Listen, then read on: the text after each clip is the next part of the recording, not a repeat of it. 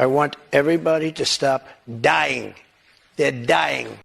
Aha koa ngā mate kōhuru kua he, me o ngā tūranga ki mua I te kōti, e ngana tonu ana Donald Trump, te tū anō hei prehitini o Amerika.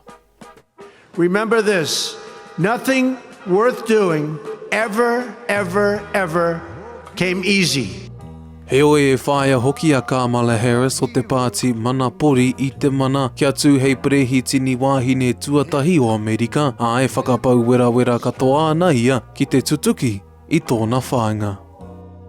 Good evening, America!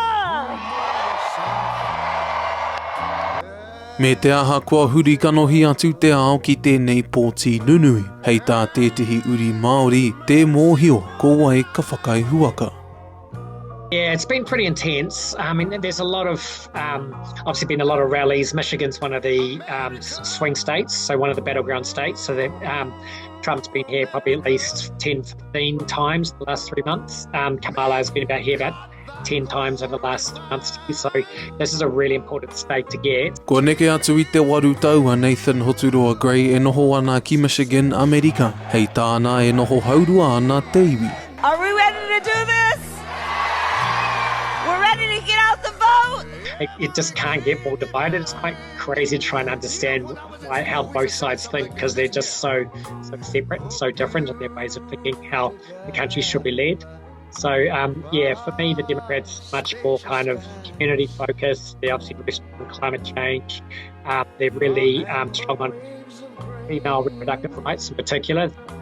E ai kia Grey ko ngā mate nunui o te whenua o Amerika, ko ngā huatanga o te whenua me te tai ao. He oi, te kōkiri a Trump rāua ko Harris I aua take. Yeah, I think probably one of the biggest disappointments in this campaign is that climate change isn't front and centre. I mean, obviously we saw a massive cyclone in Helene come through the Carolinas and Hurricane Milton right in the middle of the campaigning times, and it's just, you know, there's massive apocalyptic fires in Los Angeles, all around the Californian areas. There's been massive floods all over. I'll be honest with you, I'm not perfect. I make mistakes. But here's what I promise you. I will always listen to you. Because in America, we don't worship government, we worship God. He oi tāria te wā me nā ka kite ko wai kahua, wai ka tohu. Te Kawa Paora, Aukaha.